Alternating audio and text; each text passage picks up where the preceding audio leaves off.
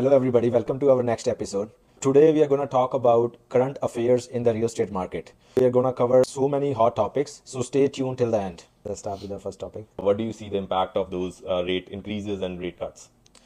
Sure. So this is no brainer, right? That with the way they have increased the rates, it has impacted not only real estate, it has impacted the whole economy. Everything has just slowed down. The one thing I tell everybody is like now dollar is expensive. Like dollar has a lot of value now.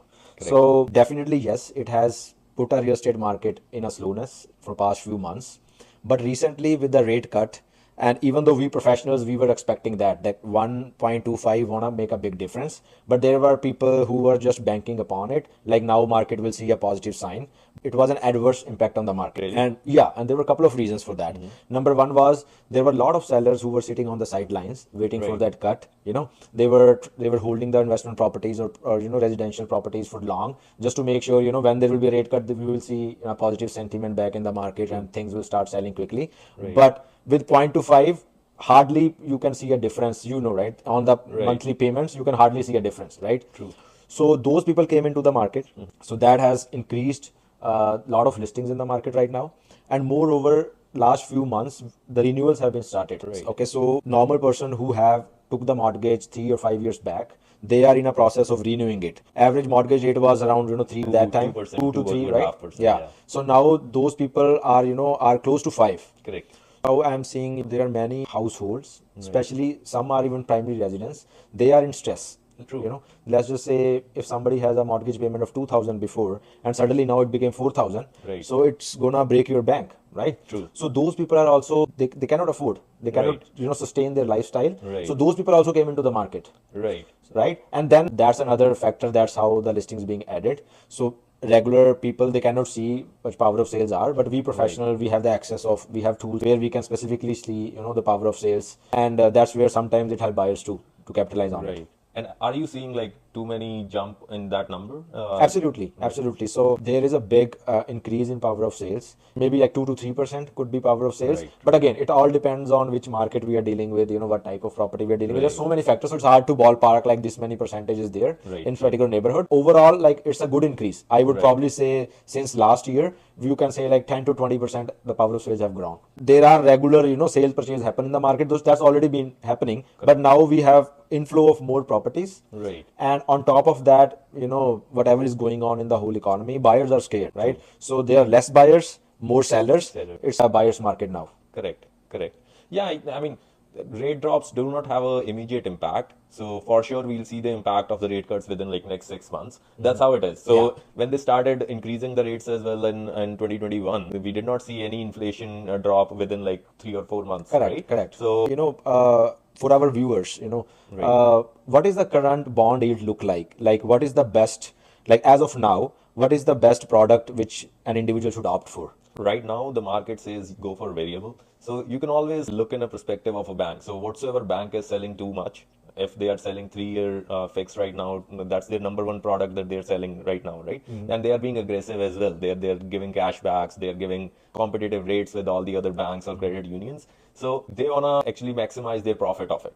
So if the bank is selling their first product, you should always go with the second product that is available in the market, right? Right. So the second product that they are making it available is variable. So the second option that everybody is going for is a variable rate. Okay. We are expecting a rate cut of few bips in this year as well, like 0.5 bips more. Most likely, yeah. And next year also it's gonna drop, right? Right now the difference between the 3-year fixed and the 5-year variable is almost 1%. Okay. So see, if after a year or let's say 1.5 year, you are at the same point where you are at the three-year fixed, you will be paying 3-year fixed more because after 1.5 year, the variable rate will be lower than the 3-year fixed that you have right now.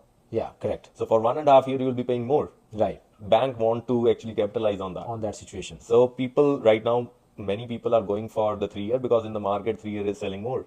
Because they are giving They are good offers on it. good offers because they on know they're going to make more money in next 2 years. Yes. Because the interest is going to go drop. Exactly. So the smart move is to go with the variable then. Okay, so don't go with the hype and don't go with the cashbacks and enticing offers. Think long term. and see what's best for you. Yes. And to talk about the bond yields, 3-year bond yields are right now at the 3% mark. So usually it's more like 0.75 or zero point 0.8 higher than the bond yields. So the banks are offering almost like 4.79, 4.89. I have seen an approval for 4.79 with the 4100 cashback as well. Oh wow. So, and in fact, that was a rental property. So you can think of how banks are being How too aggressive much they are. aggressive, Yeah. you know. Yeah. So that's the 3-year bond yields. 5-year bond yields are also dropping, but not that much. So the difference between a 3-year and a 5-year is almost like 0.5 bips. So I think we covered a lot in this topic. So just to conclude that yes, the interest rate has direct impact on the market, Correct. right? But it's like inversely proportional. So market will, the same pace market will slow it down. But the way they are decreasing, we will see the positive sentiment. But at least we need 100 basis point cut. Then the market will be healthy. Our next topic, which is affordable housing and the government policies impacting our housing market. Yeah. So what do you think about that? So in last few months, there was a lot being talked about, especially being housing and topic all across, being it's provincial, being federal, being municipal. Everywhere housing is the hot topic. Everybody discuss about it. I'm just going to talk positives first, then probably we will talk more on like what more we can do. So the positives, especially in Ontario, when I was reading recently, so in 2022 and 2023 were the record numbers of building new homes comparing to last 2 decades. Okay, so that happened because there were talks going on. They eased out on some regulations, right? Government has interest now in housing. They want to make more housing. So because of that, 2022 and 2023 were the good years in terms of building new homes, right? If you compare last 2 decades. But now, cut back to this year, the developments have sort of gone way down. And the reason being is high interest rates, right? Because it impacts not only buyers, sellers, it impacts developers too. Because at the end of the day, they are taking, construction loan to build the property. And now federal government has injected good amount of money at municipal levels where they are promoting, municipalities to convert zoning for multiples, right? That they are allowing, multiple residentials in zoning in residential neighborhoods. Like stacked condos Like and all you those can, things. like zoning is like you can, they are promoting, people to go for multiple housing, even developers. They are giving special benefits if they are building, those multiple units on the single land. That's the one way of doing affordable housing is, right?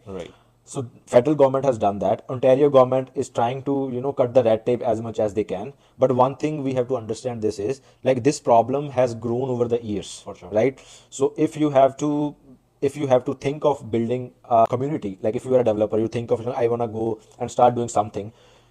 This process is crazy.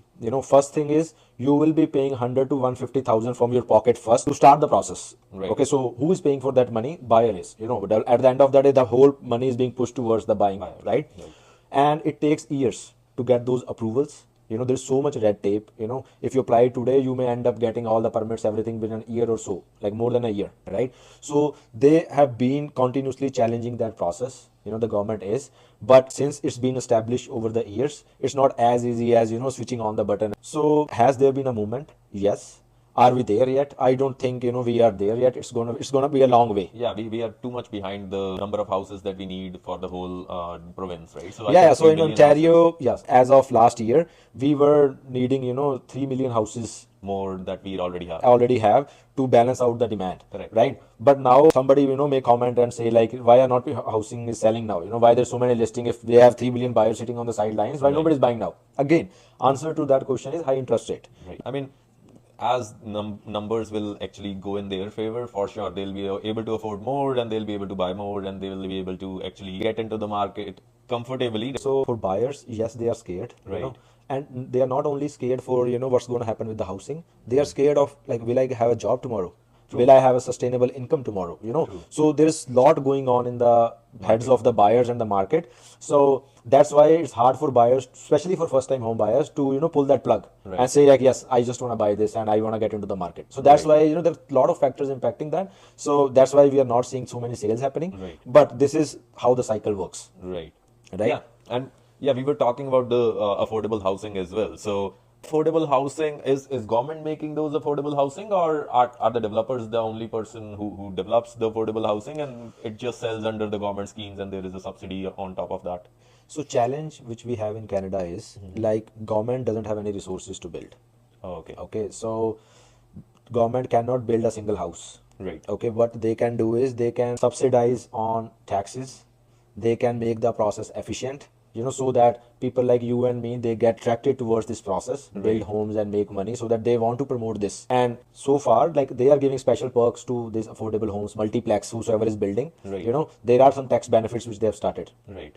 Right. So, but again, the process to get to that construction is too long. Even I was listening to an interview for a CEO of one of the good companies in Canada.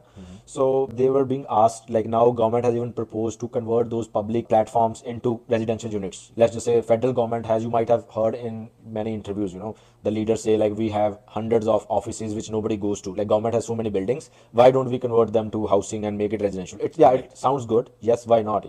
But when that's been asked to the CEO of the company, he was like, that it's not easy. The footprint with those offices has, it's not easy and cheap to make them a condo or make them a different residential complexes. It's too much money and energy being invested in that. So beside doing that, they're better off, buying a land and make a building themselves, right? So it sounds good to give an options, but how much feasible those options are, Right. right? So I think it's going to be a long way. So there are some charitable organizations which are doing it. Okay. In Waterloo, there is a organization for non-profit, and they are going to build 7,000 homes, Nice. right?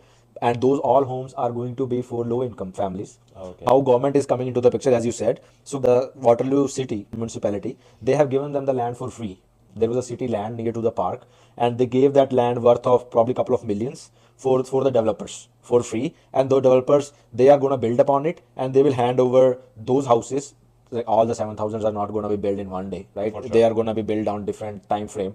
But Right. all those In phases. houses and all of them, they're not going to sell. So Right. there will be some they will rent, there will be some they will sell, but that organization will manage that transaction, Right. right? So that's good, right? That's happening. For sure. So the good thing about those is, like, yes, you have to be a low family income, but you and me know, like, there are a lot of industries in our Canada where people, by the book, they are in the low income, but they are making ton of money, Right. right? So they can very well tell them, like, yes, I'm a low income, I see my taxes, it's just I'm making 20,000 a year, but not, right? Right. But they have checks and balances. Like, if you buy that property, there is a time frame over which you can sell. Right. Also, while selling, you cannot sell it for more. Okay. Okay, so it's ultimately the individuals will get the benefit. At least government is putting some checks and balances. Some checks and so balances. that So, nobody so exploits it's kind of a joint effort. Right. What I can say. So private organizations has to come forward. Right. Organizations like charitable organizations, developers, all those people have to come together. Only government cannot do anything. Correct. Right? They can do up to a certain extent. They can provide the environment. Right. But I think to make this successful, there is lot to do. Being a society, we have to start thinking it through.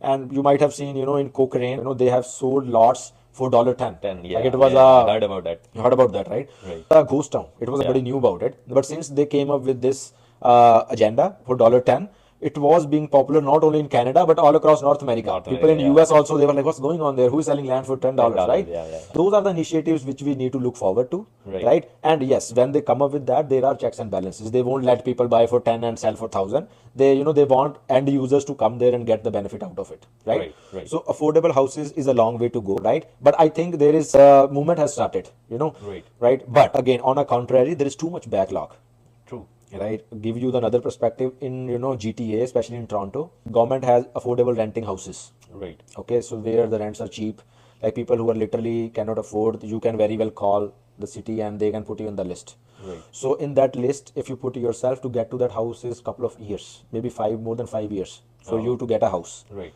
So that tells me that how bad it is. Like, there are so many families are in the line already, right? But can it be done? Yes, if everybody has a right mindset, Right. like, we can do it. But yeah, it's a long way to go. Right. Right.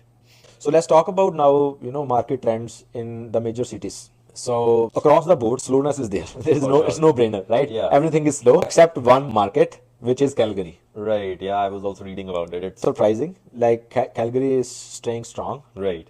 and there are decent number of buyers and properties are selling quickly.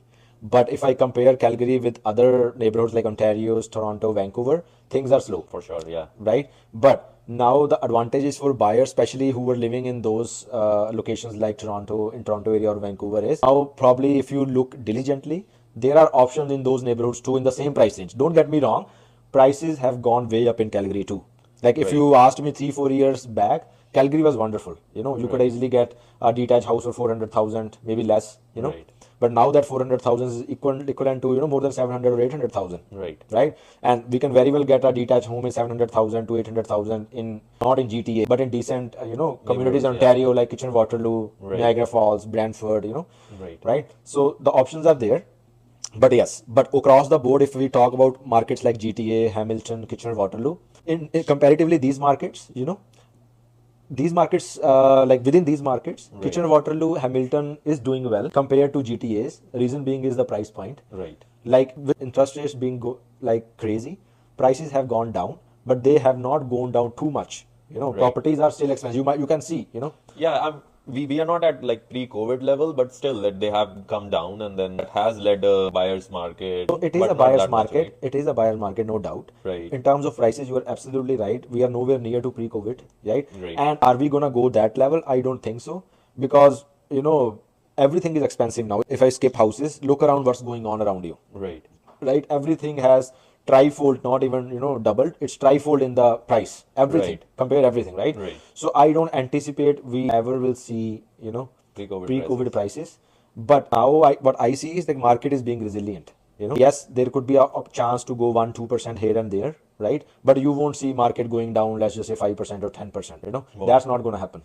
Yeah. But again, the word for the market right now is uncertain. Yeah, I mean, Calgary, I have seen like many people who have been moving from Ontario and Vancouver side area as well. Like I have few friends who just wanted to shift because they could not afford anything in Ontario or Vancouver, so they just wanted to shift to Calgary. That was a norm before. Right. But if you ask now, as of today, there are no such people Right. moving to Okay. Calgary now on that basis, that I cannot afford right now anything here. Because Right. they can now. Yeah, but my question is that even if people were moving to Calgary, right? So still the Calgary market is going in a very positive way. So is it something that Alberta is doing different than Ontario or Vancouver? Like, are there ample amount of houses there? What's the reason you think So the about? reason being is, so Calgary compared to all the AAA cities, Calgary is one of the AAA cities. Right. But if you compare Toronto, Vancouver, Calgary in terms of prices was nowhere near. True. Right? True. So that was the reason why everybody got attracted towards Calgary. Right. But on contrary, now the prices, as I said, like the prices have gone up decently. So just an example, so I was working with the investor, last week, so their budget was close to 750,000. They wanted to invest something. One option was buy a house in Calgary, a detached house in Calgary. Other option was buy a duplex in Kitchener. Right. Definitely there was an age difference in both the products. Calgary, you probably get a newer home, maybe 5-7 years old. That house was, the duplex was close to 25-30 years old. Right. But the duplex was positive cash flow. The mindset or what options I gave to my client was, first of all, like now if we see across the board, Calgary is doing well. Right. Calgary is part of Canada only, right? It's not beyond Canada. Or Calgary it's not California, it's Calgary, right? So something tells me like they are also on their peak. They cannot sustain for so long. So one perspective I told my client is like, now if we have to buy, we are buying in Kitchener or in Ontario towards a downward trend. Always, you buy when things are down, right? Right. But something tells me in Calgary they are still up or they are towards the upward direction, Right. right? So why would I buy at the high price or at the top price, right? So I don't think like Calgary market will grow like 2 to 4% next year. No, nothing is growing right now, right? Right. So Calgary is no different. But yes, so in terms of investment, I don't think right now Calgary is a good investment. Right. Right? Because now there are options to capitalize in these healthy markets where you have so many jobs, where you have so many industries. There is a reason why the real estate is expensive. It's always location, right? Right. They have a lot of resources here. There are a lot of opportunities to grow in these neighborhoods in Toronto or Vancouver. Right. That's why there's a lot of demand, right? Okay. So to answer your question, they're not doing anything different. It was just, the wave which happened because of the price point. Right. Yes, every government, tries to attract more industries and XYZ. But if you compare Toronto with Calgary, they are nowhere near. True. Right? Let's talk quickly upon foreign investments. Right, yeah, that's also another hot topic. Like in Ontario, that was also one of the causes. I think the prices went too high, and then the government has to put in a ban for the foreign buyers, right? I have a property in market right now, which I'm Right. selling. It was a brand new property. Right. But somebody in 2018, somebody sitting in China, they bought that townhouse for 350,000. Ah, They sold the same townhouse for 499. okay. They didn't even come to Canada. That's So they just yeah. moved their money. Right. They bought it with cash. Right. They sold it with cash, took 150 profit, right? Right. Yeah, almost 150 profit, and took the money to China. Right. So that's the real example. So that happened a lot, Right. right? And on top of that, during COVID, myself had dealt with a lot of investors from US, from Nigeria, from African countries, from Middle East. Those people, everybody was saying, real estate is going crazy In Canada, in yes. Canada, right? I think it was crazy in US too, but yeah, in Canada, since we live in Canadian market. So many people, I even got calls from India, you know. People were like, I have 200,000, 300,000. Buy me a pre-construction, I will sell it on assignment, XYZ. Those people I didn't help them buy because I knew this model is not sustainable, Like people who wanted to buy a pre-construction and then sell it on assignment, I blankly said no, like this is not the right thing to do because Right. since you're not here, you don't have all the financial means to close the house. You just Right. have 100,000 sitting over there. This is not the right way to do business, Right. right? But there were people with money. They did invest it, at that time. Within 6 months, 1 year, some people got lucky. Right. They sold those houses with making 100, 200,000 profit and took their money Right. because it's a free market. That's how it was. Right. So, but now, with this ban coming to the picture, so that definitely has stopped all those kind of investments, Right. right, coming into Canada. And moreover, even the people who don't have status in Canada, there are a lot of checks and balances now. Like earlier, Right. if you have a work permit XYZ, you were able to buy a home. Right. Not in, like, there was a term called golden horseshoe in Ontario specifically, where you were not supposed to buy it. But outside of that, areas like, yeah, outside of that golden horseshoe area, you can buy it. There's so many communities outside that, Right. right? But Right. now with this ban, those people are also filtered out, Right. Right. right? So yes, it helps. It was not helping Canada in any way. People were Right. taking advantage of Canada, right? Right. And somebody has sent their kid for higher education in Canada Right. and they have money, so they wanted to buy a property so that their children can live and enjoy and study here. Right. So it has impacted those people too. Everybody True. was not investing, but yes, so when you make a rule, it applies to everybody. Everybody, yes. So it has impacted those, but I think their number is pretty low, like comparing Right. to what we have going on here. Yeah, in the market, there was also a talk like the government did implement it, but there wasn't a positive effect of the buyers ban, foreign buyers ban.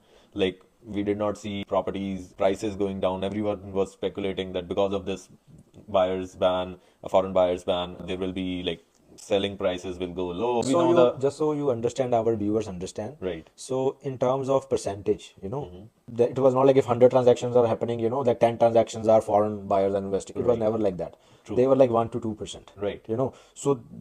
So if you ban those people like 1% out of 100, you won't see a impact in the market. Right. It has an impact, right? Those Right. people are out, but that doesn't mean, the properties are cheap now, or because those were very less compared to, like if we are saying we are 3 million houses behind, so there are 3 million people ready to buy here, and Right. especially just in Ontario, Right. there were not 3 million people investing in Ontario, right? So Correct. think it that way. There may Right. be a couple of thousands, right?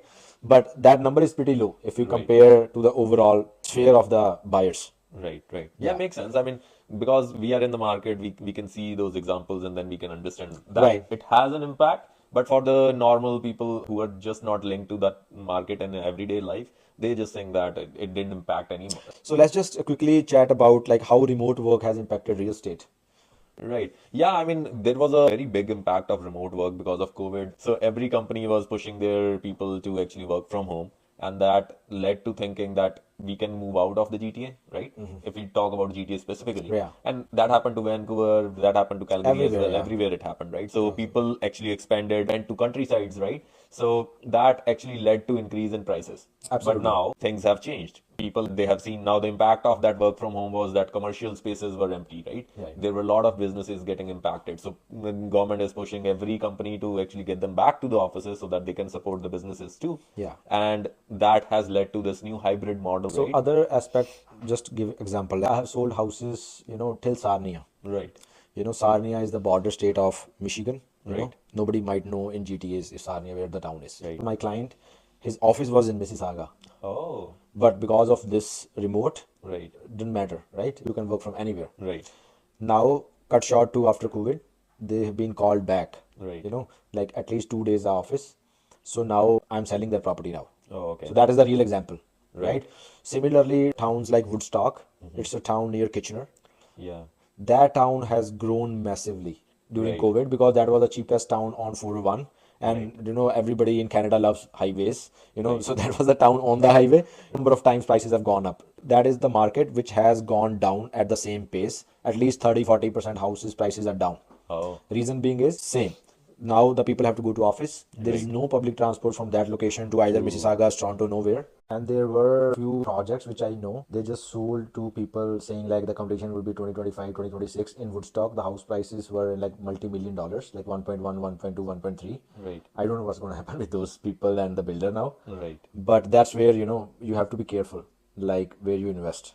Right, right. Now, I think because of this new hybrid model that companies are asking people to come back, buyers have started to look for houses which are having some public transport nearby, right? Absolutely. So I've seen many of my clients, they close their houses. Their whole criteria for finding a house is basically if a GO train is nearby. Close to ghost train, yeah. If it is like 5-10 minutes to the GO train, and then GO train may take an hour to reach the Union Station as well. Still, they would prefer that. Yeah, I agree with you 100%. So if 10 people calls me, the train, the public transport is one of their criterias now Right, because they know like once or twice a week they have to go in the office. right, So it's not feasible for somebody living in Sarnia, somebody living in Woodstock to go to Toronto. right. In the peak hours, it's like not feasible. True, true, true.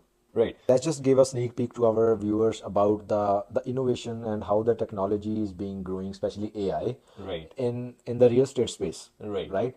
Personally, I feel, like there is no point fighting AI. First thing I tell people is right. like AI is here to stay for long, right? True, So you better get used to it. Try to use it in a constructive way. Try to use it to make you more efficient, which I do, right, right? Example being is, if I'm working with the buyer, I always use ChatGPT. right, If I do my marketing, I always use AI tools. If I working with the seller, I do take certain help from AI, in terms of writing a descriptions, in terms of just give me, some information about certain neighborhoods, certain schools. Certain tools are very up to date, so you don't have to depend on Google anymore.